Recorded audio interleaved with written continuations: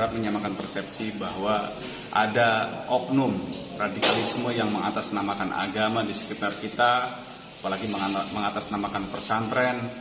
Ini yang akhirnya mencoreng nama pesantren, padahal sejatinya pesantren itu membangun peradaban yang baik. Ini ada hidden curriculum, ini ada sebuah gerakan makar mendirikan negara dalam negara, dan kita berharap dari agenda ini MUI dan Kementerian Agama menindaklanjuti kegiatan ini, termasuk juga membuka hasil penelitian yang lama tentang hasil penelitian yang sudah final dan dibukukan, agar segera membuat fatwa terkait masalah NI dan Al Zaitun sesat dan menyesatkan.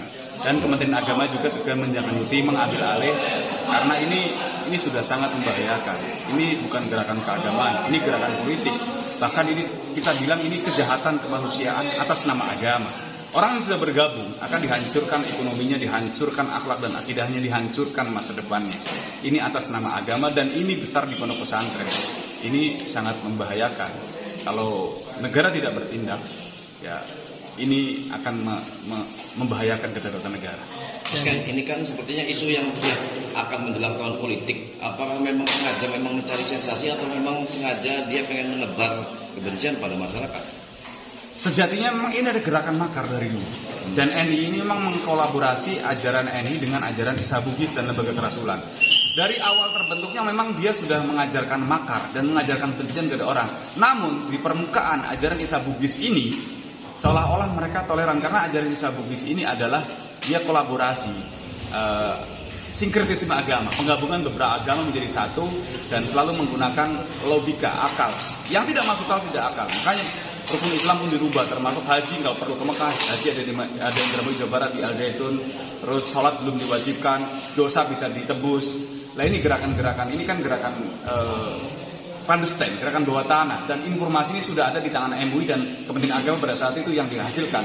Jadi cukup dibuka saja, saya rasa masyarakat sudah tahu, buat fatwa, dan ini menjadi landasan aparat untuk menindak Al Zaitun juga secara hukum.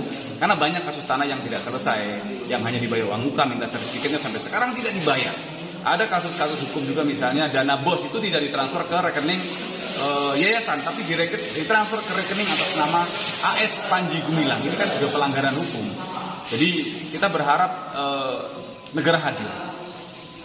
Kita punya intelijen, ada BIN, ada BAIS, ada Mbak Intelkam, punya Menko Polhukam. Kita berharap kementerian dan lembaga sinergi. Ini bukan hanya kasus tahunan, ini tragedi kemanusiaan. Dan kita tidak berharap ini berlarut-larut, sehingga nanti orang akan trauma dengan pesantren, takut ke pesantren, anaknya nanti takut dianggap radikal dan lain sebagainya. Yang ini oknum. Dan kita kasihan kepada para korban yang sudah menyekolahkan di sana. Ada yang stres, depresi, bahkan gila. Karena mungkin dijali dengan masalah doktrin dia tidak kuat. Karena 80% di Al Zaitun itu adalah santri yang orang tuanya anggota NI, termasuk karyawan, muadhof, eksponen itu adalah orang NI. Tapi ada 20% santri yang korban promosi Al Zaitun, yang dia hanya melihat pesantren mega, sekolahan ke sana. Anaknya nakal mungkin udah cenderungin ke pesantren karena mungkin orang tuanya orang kaya, karena memang biayanya cukup tinggi. Tapi kalau yang 80% itu memang ada subsidi bagi anggota NII agar untuk menyekolahkan menjadi santri anaknya dia di Al Zaitun. Jadi kalau Kementerian Agama hanya melihat kurikulumnya, ya tidak ada yang aneh. Tapi kalau hidden kurikulum, ini adalah gerakan intelijen, dan saya rasa istana juga harus turun tangan, Menko Polhukam. Kita punya intelijen. Jadi jangan sampai seolah-olah intelijen tidak bergerak. Ini adalah gerakan yang sangat membahayakan kedaulatan bangsa. Yang diketahui Mas Ken sendiri selama berada di dalam Al Zaitun, yang paling menonjol penyimpangannya itu apa? Menghalalkan segala cara dalam hal infak bukan infak sebenarnya, iuran paksa. Jadi di NI ada namanya harta ini adalah diambil oleh pimpinan. Ayatnya adalah ambillah sedekah dari mereka untuk membersihkan diri.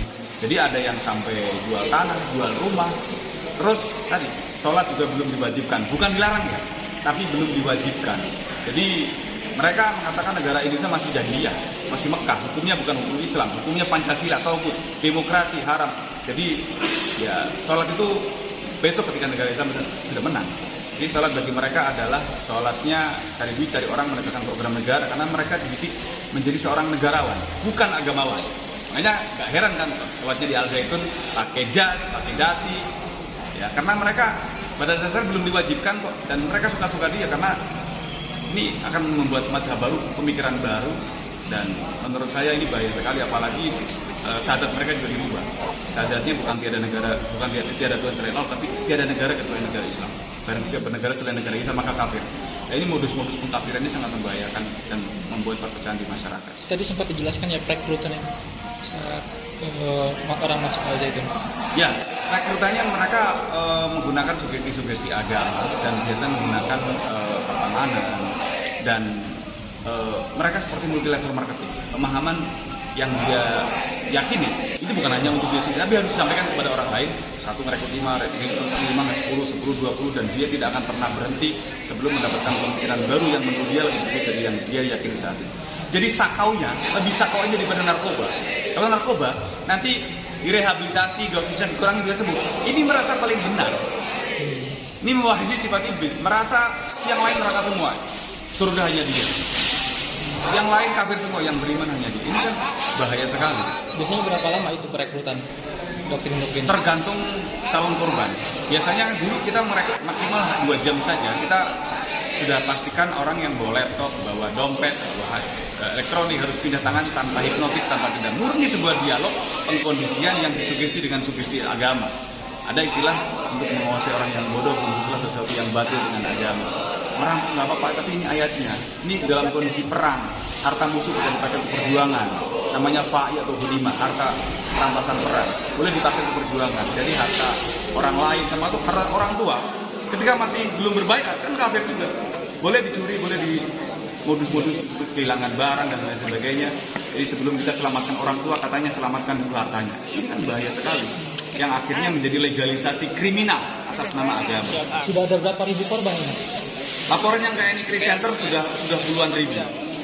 Dan terakhir kita yang paling banyak yang kita tangani yang sudah kembali ke NKRI di Sumatera Barat, satu sesi kita ada 1.157 anggota NII, ex-NII yang kembali ke NKRI. Di Jambi, di Riau, di Sumsel, di Kemarin Lampung, di Jawa Barat, Jawa Tengah, seluruh tersebar di kita bagaimana supaya mereka bisa kembali kepada masyarakat.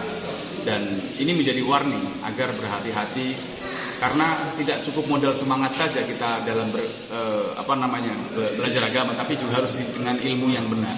Karena kalau hanya modal semangat kalah debat, nanti akan mudah terpapar juga ke sana.